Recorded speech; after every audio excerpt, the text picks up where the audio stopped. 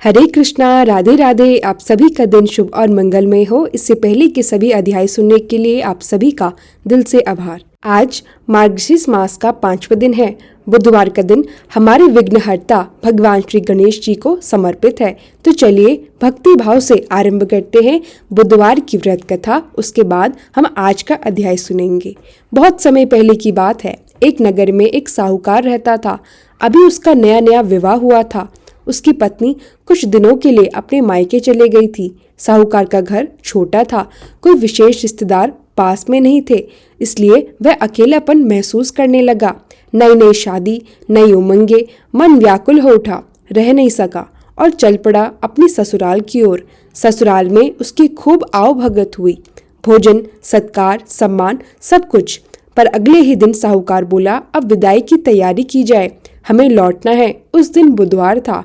सास ससुर ने विनम्रता से कहा, बेटा आज बुधवार है, इस दिन बेटी की विदाई नहीं की जाती। यह यात्रा और शुभ कार्य के लिए अशुभ माना गया है।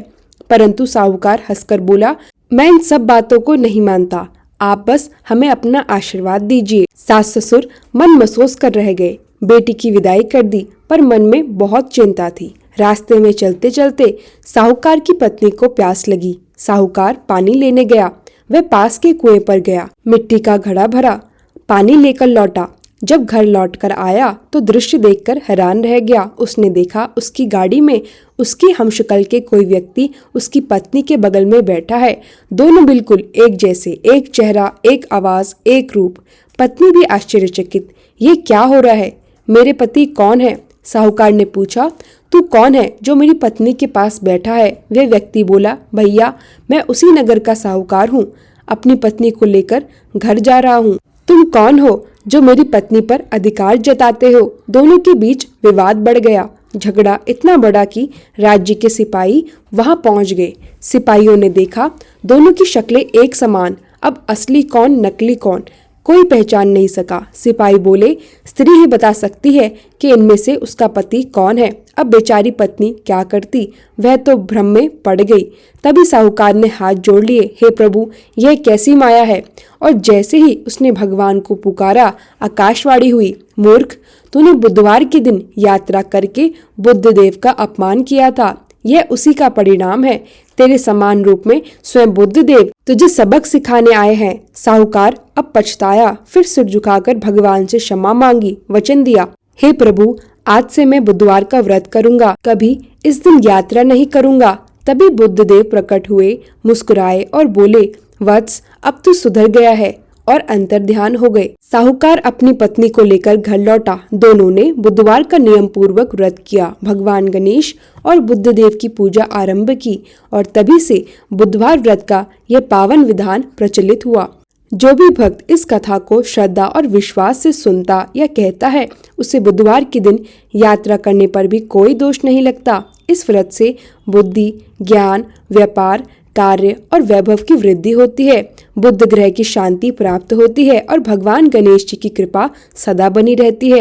एक दिन कैलाश पर्वत पर माता पार्वती जी ने भोलेनाथ से प्रेम पूर्वक पूछा, हे नाथ, आपने कार्तिक मास का महात्म्य विस्तार से बताया, अब कृपया कर यह बताइए, मार्गशीर्ष मास में कौन सा व्रत, कौन सा नाम जप और कौन सी कथा सर्वश्रेष्ठ मानी जाती है?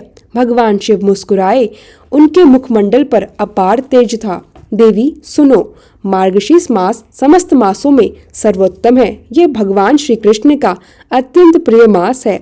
स्वयं श्री कृष्ण ने गीता में कहा है, मैं महीनों में मार्गशीर्ष मास हूँ। माता पार्वती विस्मय से बोली, नाथ, इस मास में किस देवता की उपासना करनी चाहिए? शिव बोले, हे सुमुखी, इस मास में श्री राधा कृष्ण की आराधना करनी चाहिए। जो भक्त इस समय प्रभु का नाम जपता है, उसके सभी कर्म सिद्ध हो जाते हैं। शिव बोले, हे पार्वती, इस मास में राधा नाम का जप सबसे श्रेष्ठ है।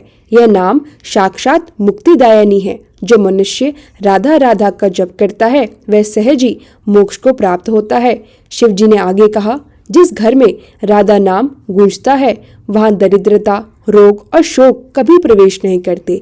यह नाम ही साक्षात आनंद, प्रेम और भक्ति का सागर है। तब भगवान शिव ने माता पार्वती को राधा स्तोत्र भी सुनाया। राधा नाम सम नास्ति न देवो न च देवत्तम, राधाये प्रियते कृष्णवो, राधा प्राणाधिकम मम, राधेति नाम नीड़ा वाची यह समरत्य नतरात्मना तस्य पापम क्षययाति, राधा नामना प्रसिद्धति। जो भक्त नित्य राधे राधे कहता है उसके सभी संकट मिट जाते हैं। भगवान श्री कृष्ण भी बिना राधा के किसी की प्रार्थना नहीं सुनते। शिव बोले, मार्गशीर्ष मास के प्रत्येक दिन प्रातः स्नान कर भगवान श्री कृष्ण और श्री राधा का ध्यान करें। दीप प्रज्वलित कर तुलसी पत्र, पुष्प, धूप और अन्न का नैवेद्य अर्पित करें और फिर राधे कृष्ण नाम का जप करते हुए गोविंद दामोदर माधवेति कीर्तन करें। भगवान शिव माता पार्वती से बोले, हे सुंदरी, जो भक्त इस मार्गशीर्ष मास में विधिवत पूजा, उपवास और दान करते हैं वह साक्षात भगवान श्री कृष्ण के प्रिय हो जाते हैं। सुबह ब्रह्म मुहूर्त में उठकर सबसे पहले राधे कृष्ण नाम का स्मरण करे, फिर तुलसी, तिल, कुश और जल से स्नान करे। स्नान करते समय यह मंत्र बोले, ओम केशवाय नमः, ओम माधवाय नमः, ओम नारायण नमः। इसके पश्चात स्वच्छ वस्त्र धारण करें।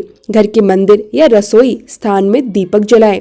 एक पाट पर सुंदर वस्त्र बिछाकर श्री कृष्ण, राधा जी की मूर्ति या चित्र स्थापित करें।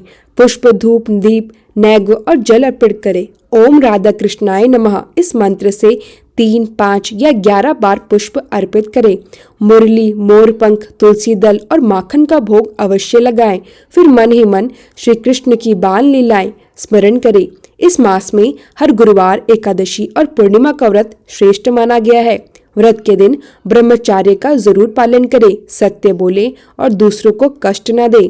भोजन में केवल सात्विक आहार ग्रहण करें। फल, दूध या खीर ही उचित है। जो भक्त व्रत रखकर कथा श्रवण करता है उसे 100 यज्ञों का फल प्राप्त होता है। शिव बोले, देवी, मार्गशीर्ष मास में किया गया दान सैकड़ों जन्मों के पापों को हर लेता है। इस मास में यह दान विशेष पुण्यदायिनी है। अन्य दान कभी दरिद्रता नहीं आती। वस्त्रदान से रोग व शोक से मुक्ति मिलती है। दीपदान अंधकार का नाश करता है। तुलसी, गौ, जलदान इससे मोक्ष की प्राप्ति होती है। अन्नपूर्णा देवी के नाम से अन्नदान इस मास में विशेष शुभ माना गया है। इस मास में अपने रसोई घर की विशेष पूजा करनी चाहिए। गृह लक्ष्मी या गृह स्वामिनी स्त्रियां प्रातःकाल दीपक जलाएं। चावल, गेहूं, नमक और दाल के पात्र पर हल्दी अक्षत छिड़ककर मां अन्नपूर्णा का आवाहन करें।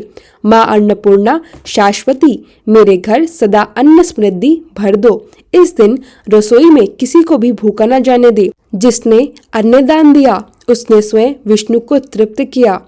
पूर्णिमा श्री अन्नपूर्णा जयंती, एकादशी मोक्षदायिनी गीता जयंती, गुरुवार श्री कृष्ण पूजन हेतु श्रेष्ठ, सोमवार शिव अर्चना से वैभव वृद्धि।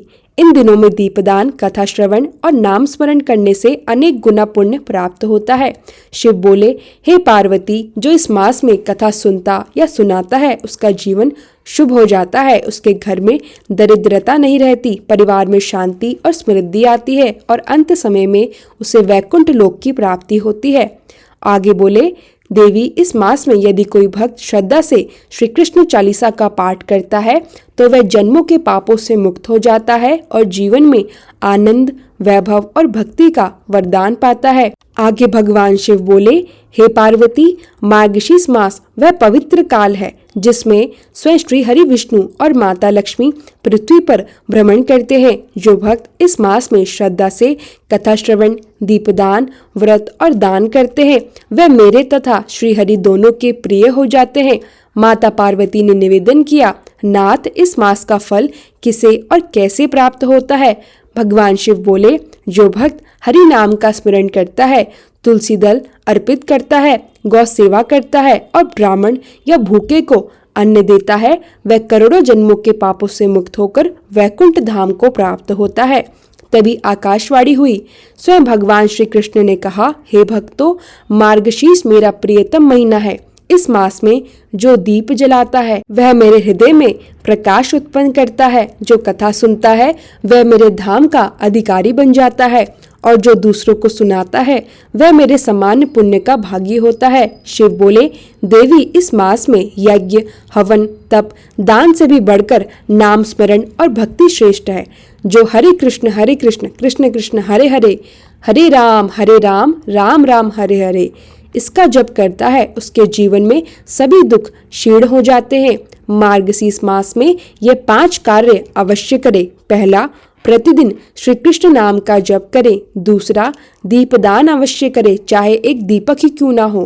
तीसरा, अन्नपूर्ण माता को अन्न अर्पित करें और अन्नदान करें। चौथा, श्रीमद् भगवद गीता का एक श्लोक प्रतिदिन पढ़े।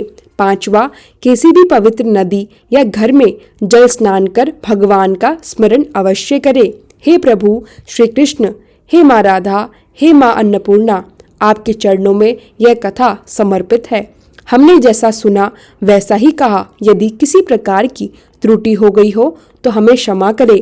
हमारे हृदय में सदैव आपकी भक्ति बनी रहे। घर में प्रेम, शांति और समृद्धि बनी रहे। हमें सत्य मार्ग पर चलने की बुद्धि दे और सब जीवों के प्रति दया भाव दे। जो इस कथा को श्रवण करता है उसे मार्गशीर्ष मास के समस्त पुण्य प्राप्त होते हैं। उसके पितर तृप्त होते हैं, परिवार में सुख शांति आती है और जीवन में धर्म, अर्थ, काम, मोक्ष चारों पुरुषार्थ सिद्ध होते हैं। कथा के अंत में जो भक्त हरे कृष्णा नाम लेता है और श्री कृष्ण चालीसा का पाठ सुनता है वह निश्चय ही श्री हरि के धाम को प्राप्त करता है। अब सुनिए कृष्ण चालीसा का पाठ। बंशी शोभित कर मधुर, नील जलतन श्याम, अरुण अधर जनु बिंब फल, नयन कमल अभिराम, पूर्ण इंद्र अरविंद मुख, पीतांबर शुभ साज, जय मनमोहन मदन छवि, कृष्ण चंद महाराज।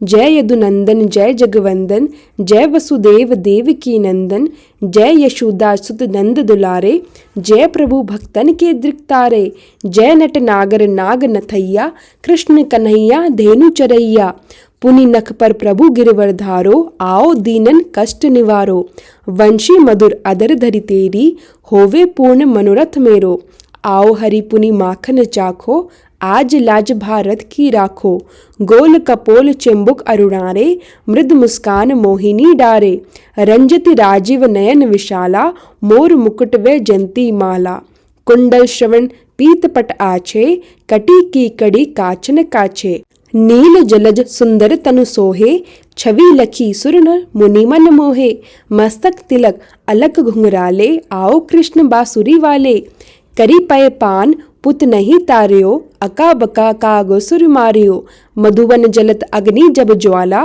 भय शीतल लखती ही नंदलाला, सुरपति जब ब्रज चढ़ियो रिसाई, मसुर धार वारी वर्षाई, लगत लगत ब्रज चहन बहायो, गोवर्धन नखधारी बचायो, लखी यशोदा मन भ्रम अधिकाई, मुख मह 14 भुवन दिखाई, दुष्ट कंस अति उधम मचायो, कोटि कमल जब फूल मंगायो, नाथी कलिहि तब तुम लीने, चरण चिन्ह दे निर्भन कीन्हे, करी गोपिन संग रास विलासा, सबकी पूर्ण करी अभिलाषा, केतिक महा असुर संगरायो, कंसी केस पकड़ी दे मारियो, मात पिता की बंदी छुड़ाई, उग्रसेन कह राज्य दिलाई, मही से मृतिक छौ सुत लायो, मातु देव की शोक मिटायो, भौमासुर मुर दैत्य संहारी, लाए शत 10 सहस कुमारी, दे भिणी तड़ चीर संहारा, जरा सिंधु राक्षस कह मारा, असुर बकासुर आदिक मारियो, भक्तन के तब कष्ट निवार्यो,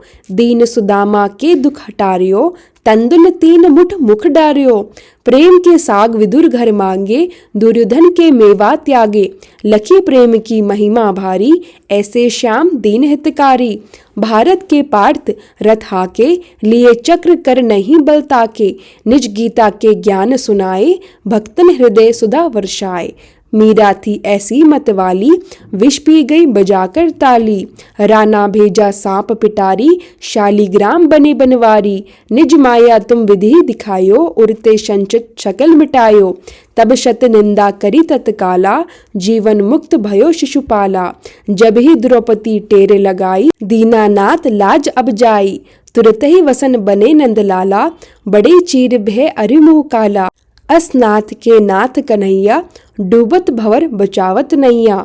सुंदर दास आस उरधारी, दया दृष्टि की जय बनवारी।